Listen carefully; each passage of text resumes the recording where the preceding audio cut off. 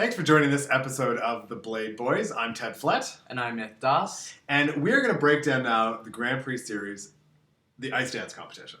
The ice dance competition as it's leading up to the Grand Prix Final. Grand Prix Final, my favorite event of the season. Ooh, yeah.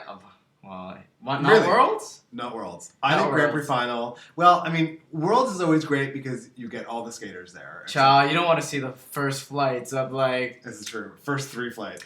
We like Final six. Final six. Hey, we like representation. Well, I like representation from other countries. Some people just want to get to the nitty gritty of the final six. Russia, Japan, USA, France. Yeah, pretty much. China, in Paris, China. No, but what I like about the Grand Prix Final is, like, this is the creme de la creme. Like, these are not necessarily the sentimental favorites. Mm-hmm. It's your most consistent skaters over the course of the season. And it's like a little sort of microcosm of Worlds and a real pressure cooker. Yeah, and, like, as we've noticed throughout this season on the Grand Prix, there's actually been quite a bit of movement.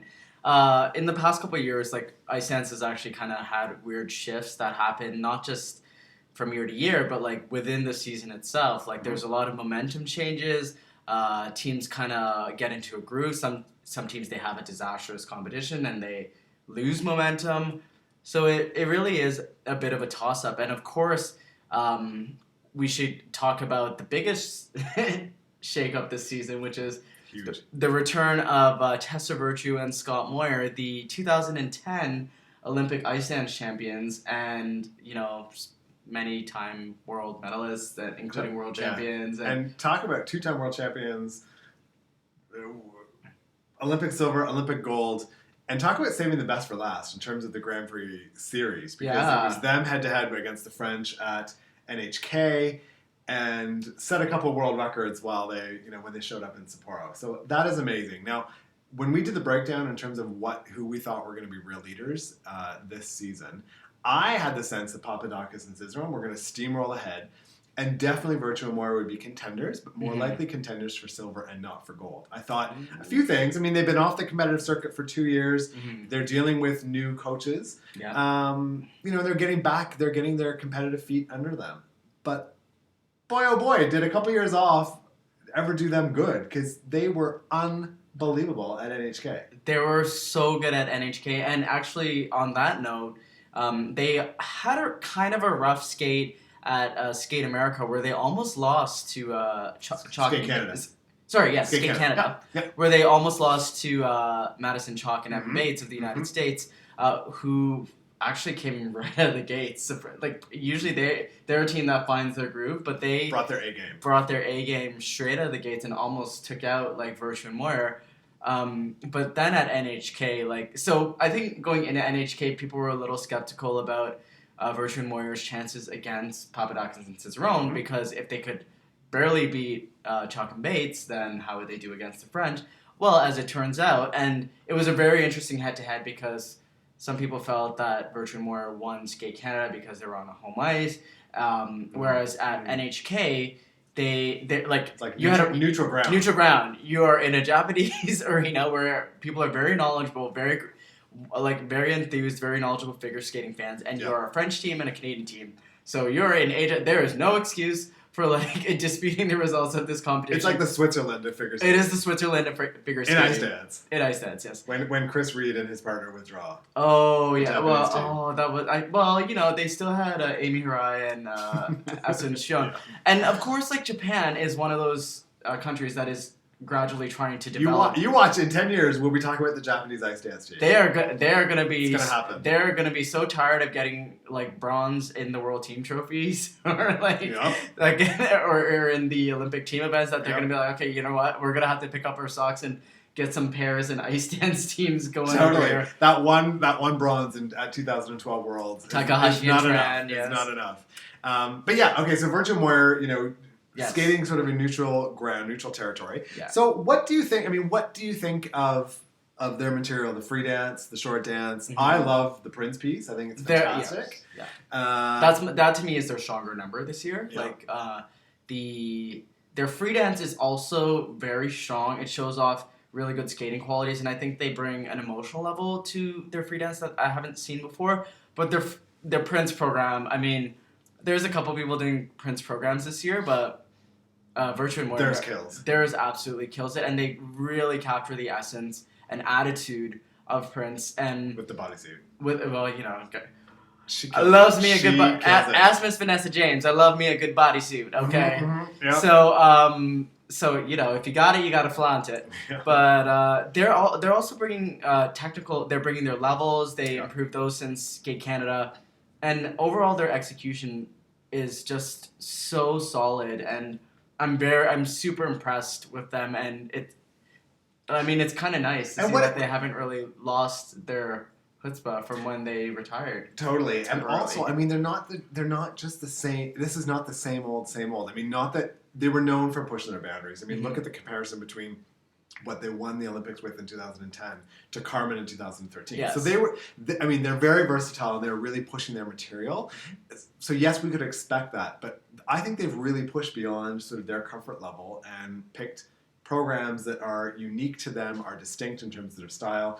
And, one of the things I was really looking for was how will they look? What were their conditioning and their moves and their style, their artistry look like under new coaches? Mm-hmm. And just the simple in the free dance, the simple sort of lunges that they do, going into the twizzles, for example, to me that really I just thought, I've never seen that before. That is not typical Virtue and Moyer.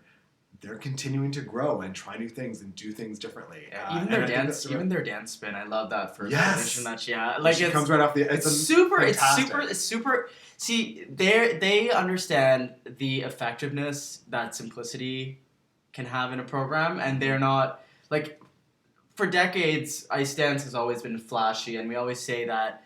Now I think skaters are trying to understate things and really develop a cleanliness and a purity to their skating, which is why for Papadakis and Cicerone, it's been so successful with them being the 2-time reigning world champions, because they had this pure essence and quality and not flashiness, or it comes across more genuine when you keep it simple. Mm-hmm. And that simple doesn't have to mean easy. And Virtue and Moyer are a very good example of this, but also a really good example of this are Guillaume Cicerone and Gabriela Papadakis of France, the 2-time reigning world champions. And their programs this year have deviated a little bit from what they've done in the past, which I commend them for.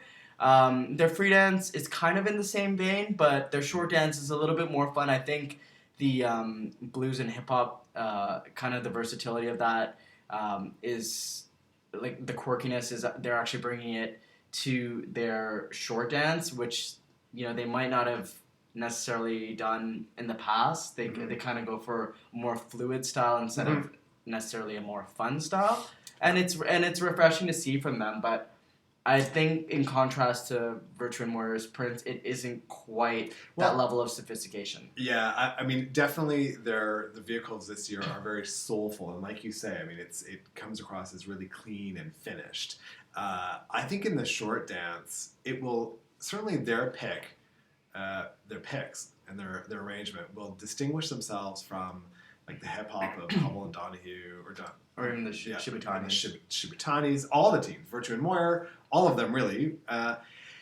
I just wonder if it's a bit of a downer in comparison, or it just doesn't have the same kind of zip that some of those hip hop pieces do. I don't wonder it. It's what I think. It's what I feel when I saw it. What I was going to say was, I think what Guillaume is doing, whereas ice dance in pairs tends to be a lot about showcasing the lady and showcasing the woman. So, Tessa's always in a bright color or something feminine, and Scott Moyer is always relegated to black or navy. And, he does it again this year. I think Guillaume is helping to recognize and show the man needs to be as strong a skater, or could be as strong a skater, and present that and demonstrate it and take a bit of the spotlight. And I think the dynamic between Pop and Sizzle is really strong as a result of that. And I think Scott Moyer, amazing skater, I'm not going to argue that, I'm not going to debate it. You do wonder if there's a little room now in ice dance, if they're going to remain competitive against the French, for Scott Moyer to kind of show his peacock feathers a little bit more than the male ice dancer might otherwise. And it could, and it'll be very interesting to see what their programs are next year, for the Olympic season. But this year, it's great to see that. Terrible. We're never happy with what. We're never happy. We'll see what's happening next year. Figure skating fans are so fickle. We'll be like, we can't even enjoy. What's on that? It's like, well, next year, what their programs look like. It's like, let them get through nationals for crying out loud. Exactly. But no, I hear what you're saying. Well, we should also discuss like some. There are other teams. There are other teams other than, but that was the main head-to-head, and it was kind of neat that we got to see that at NHK on sort of a neutral ground with the top team and the former Olympic champions. So that was great. I was not expecting that result. I really thought wasn't expecting it after Skate Canada. I wasn't expecting even before Skate Canada. My sense was Virtue and Moyer are gunning for silver, just because they don't, probably a little bit rusty, getting their groove back. And Papadakis and Cizeron have been getting huge. New landscape, new sort of sense of who are the top teams right now, and they made a statement. And one more thing. Congratulations to Tessa and Scott for getting a world record. Like that was like, I mean, yes, in the short dance, because one of the compulsory sequences is taken out and replaced with a higher scoring element, it is easier to get a little bit of a higher score. So that's why they... Don't knock it. They got a world record. I ain't knocking it. In true Canadian fashion, we're like, Meryl and Charlie, we're really sorry. We're really sorry, but we're super happy that Tessa and Scott ended up getting it's. I think more than the record, it was more a validation to them, saying that, hey, you guys still got it. In fact, you just put yourselves as the one everybody's gunning for now. So good on you guys. But there are also some other skaters gunning for that top spot at Worlds, including the Shibutanis, who, like Tessa and Scott, ended up winning both of their Grand Prix events. And their events weren't as high scoring, like their wins, but they were still very convincing wins. And different judging panels, though. Different judging panels, of course. I think they did receive some harsher judging panels as well. But I love their free dance especially. Like I like their short dance. I like their short dance as well. Don't get me wrong. I love me some Jay-Z, good old Jigga, but some Frankie. So yeah, but I don't know. I think their better dance this year is their free dance. I think with their Coldplay free program last year, they sort of found what makes them really special and stand out. And they brought that to their free dance this year, which is a little bit more abstract, a little bit, less poppy with Coldplay. Yeah, it's a softer sell, and I'm finding the free dances this year. I think it's going to take me a while to kind of warm up to them and really love them if I even get there. It's the top 3 teams have chosen really different material that you wouldn't think of, and I don't think necessarily lend themselves as amazing vehicles that sort of grab an audience's attention. I also don't want to be that fan that, it's either Tosca or Carmen or bust, right? Like, I mean, of course I want to see different things. I don't know, the free dances just are not grabbing me by the heartstrings and making me want to skate along with them. Virtue and Moyer are a bit more so. Papadakis and Cizeron and the Shibutanis free dances are maybe not quite there yet. That's fair.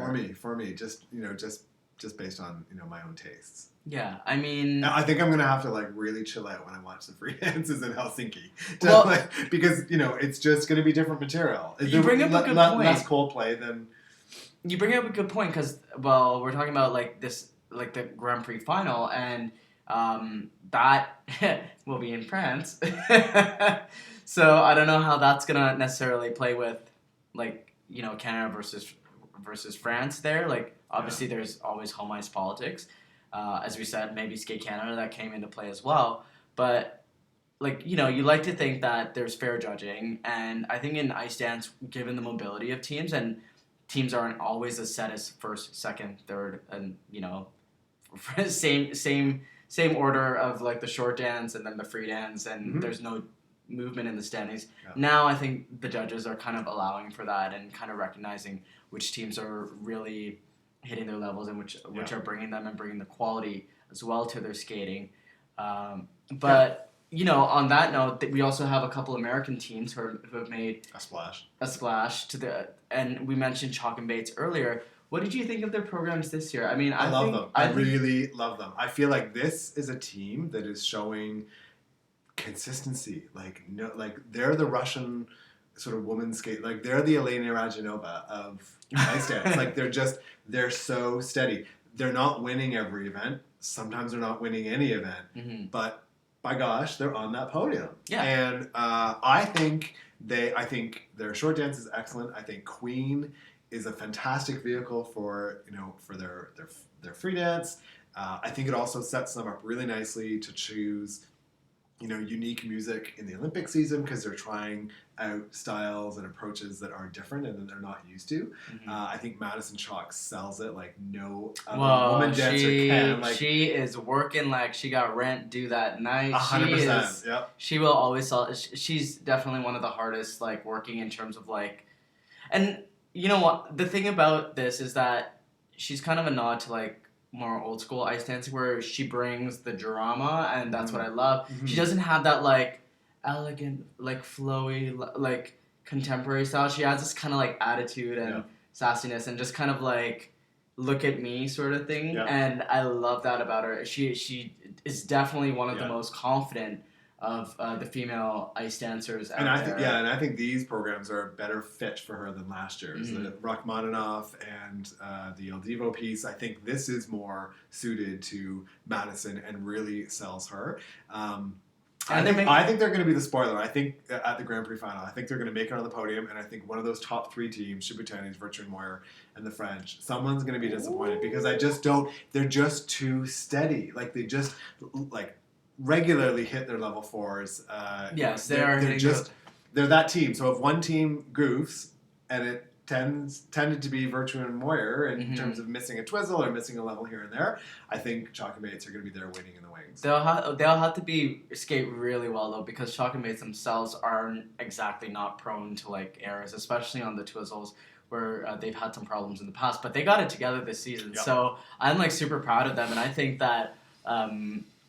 Like, U.S. Nationals is not a done deal by any means. Like, that is going to be kind of a very sizzling fight for, whoever is going to be the top team going into Worlds. And it's going to be gloves off, earrings off, hair up in a ponytail. Let's battle it out. And of course, we have the third U.S. team in the Grand Prix Final, which is Madison Hubble and Zachary Donahue, and I've always liked this team. I didn't think they'd make the Grand Prix Final because I know that their teams like Capolini and Lenote, Weaver and Poje, so even Gillis and Poirier, who by the way I absolutely love their short dance, that little disco, like the little 70s mustache. I know it's Movember, but like Paul Poirier can wear a mustache like anybody can. Totally, and to at Skate Canada for them to edge out the Italians. Yes, I mean it was a deep field, and a lot of mind games could have been played at Skate Canada, and they held it together and they were steady, and they got the result that they did. I think they should be very proud of 2 bronze medals, whether they qualify for the final or not. I think they're definitely still contenders in terms of top 6, top 5 at the World Championships because they've shown that steadiness. Exactly, and I think a lot of people at Skate Canada, to get them on the podium over the Italians, they totally earned that. Like that would have happened in any event. For me, they actually had the free dance of the night, even over Virtue and Moyer and Chalk and Bates. Like that Argentine tango was hot. That tango was hot. That was they melted the ice, and I was so proud of them because that's what I've been waiting for, and that's what I think they need as a vehicle to really step into to challenge Weaver and Poje, to challenge the other top teams. Yeah. They took out the Italians, so this is a team that's really on the rise. But you also have the Italians who are bringing a lot more fun and whimsy to their program, so they are contrasting from a lot of the other teams who are going for the smooth and pure I tell you, approach. whatever the team composition looks like at Four Continents, it's going to be a humdinger. Like you're going to have 3 great teams if the top 3 Canadian teams and top 3 American teams make it. Mm-hmm.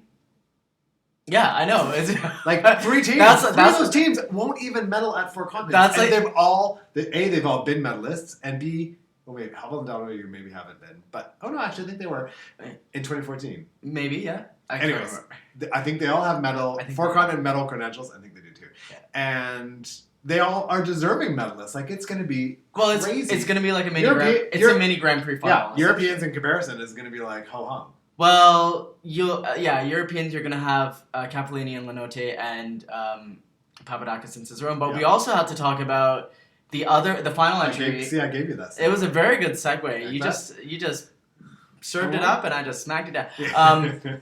Well, I don't want to be an I told you so, but I believe a little earlier in the season, in our lost ice dance recap, because, I was gonna say because the file got corrupted, the video that will never be seen, that actually where I called this. So I said in this lost recap that the Russians would actually start making moves this season because we got some Olympics coming up, and if Russians ain't showing up in ice dancing, then the world will like implode on itself.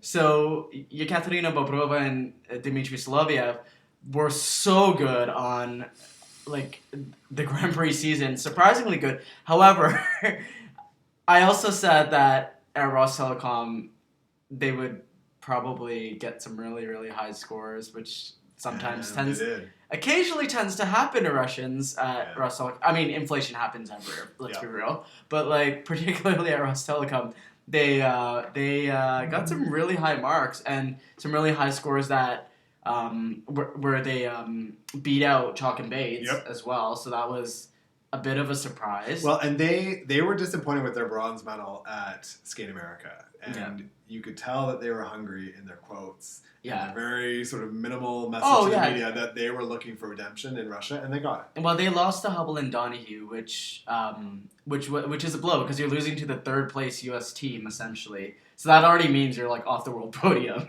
right? Yeah. And then so it was a nice momentum swing when they ended up beating Chalk and Bates at Rostelecom. I think it was deserved. I recall Chalk and Bates had some errors that held them back, and technically they were not perfect, so Bobrova and Solovyev totally capitalized on that. And it'll be interesting to see where they stack up in the Grand Prix final with all the teams there. I don't think they're necessarily going to get the same favors that they got at Rostelecom. I think they'll probably end up 5th-ish, maybe 6th. Like, they're kind of fighting for 5th place against Hubble and Donohue at this point, in my opinion. Yeah. I mean, even though they just beat Chalk and Bates, I think Chalk and Bates will technically pick their skates up, and then Hubble and Donohue had the fall in their free dance last year at the Grand Prix final. Yeah, I think they will be hungry to not make that mistake again. They're looking for a clean final. They won't necessarily medal, they're but gaining momentum, and I think of the two, I think they're going to get the edge at the Grand Prix at the Grand Prix final. I totally agree with that, but they were also sick as dogs at Skate America. Or he was totally sick. Yeah, and they still was able to like put competition over symptoms and pull out a silver medal, which ain't too bad. Yeah. So I mean, that team is fighting. Another thing is that Hubble and Donohue were at Skate America. So I don't know if the Russian Federation saw. Okay, fine, you do that on your ice, and we're gonna do a little pro Russianness when we get to Rostelecom against Chalk and Bates. Drew.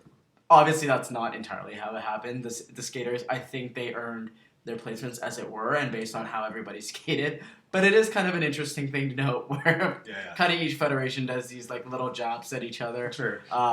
We should just hold all the Grand Prix events in like Nepal, in like in Australia, in like. Could you imagine a Grand Prix final in Sydney? Oh, people would love it. I'd go. Yeah. Hey, ISU. Sydney. Go down under, mate. Yeah. My last words would be. We should totally. Yeah, sorry. Start a petition. My last words would be Weaver and Poche. Yes. So, I think these are great.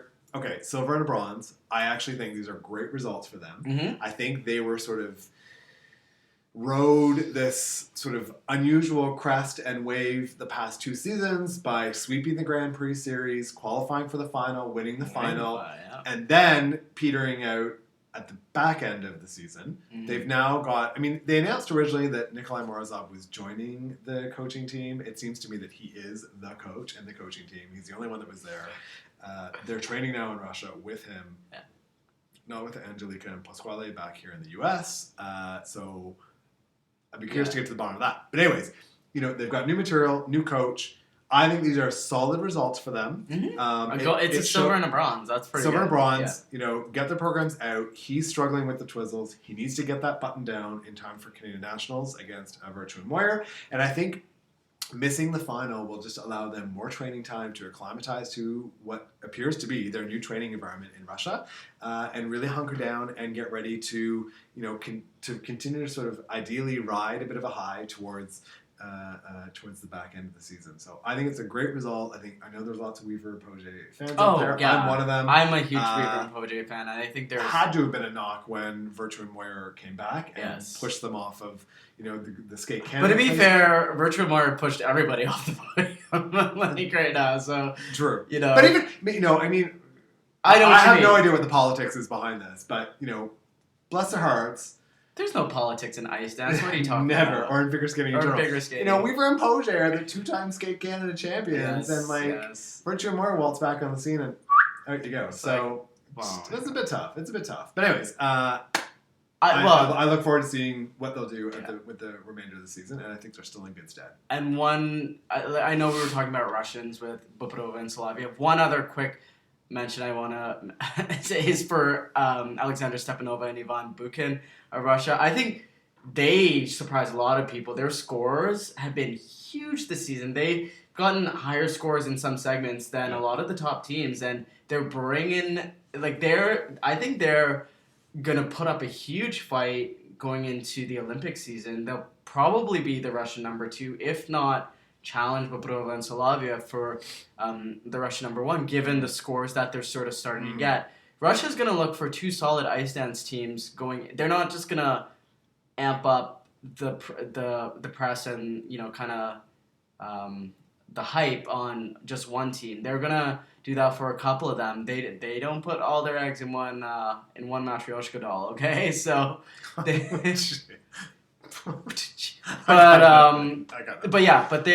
Stepanova and Bukin are one of my favorite teams. I think they're super exciting to watch. They're very youthful. I think in the next 4 years, so not South Korea, but the next Olympics, they're going to be a huge factor. Right now is kind of their get out of the way Olympics, and then they become a force in get a few other teams retired and then see what happens. Although they don't have the red hair though that Bobrova has. Give it time. She's going for that Marina. She's going for that Marina Anasina look, right? It's a bit, the little smooth down. She went from blonde to red. And it's like, girl, I know they're Olympic champions and everything. We see what's up. We see what's up. Yeah.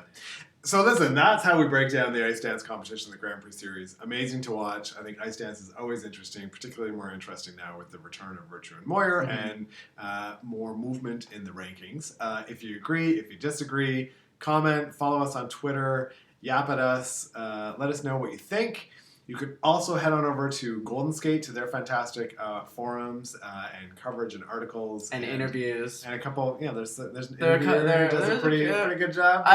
I think they have at least 1 or 2 good interviews. So thanks for watching. And we can't wait to see what the Grand Prix Final brings. Bing! That's the ice dance competition. These are the Blade Boys signing off. Thanks.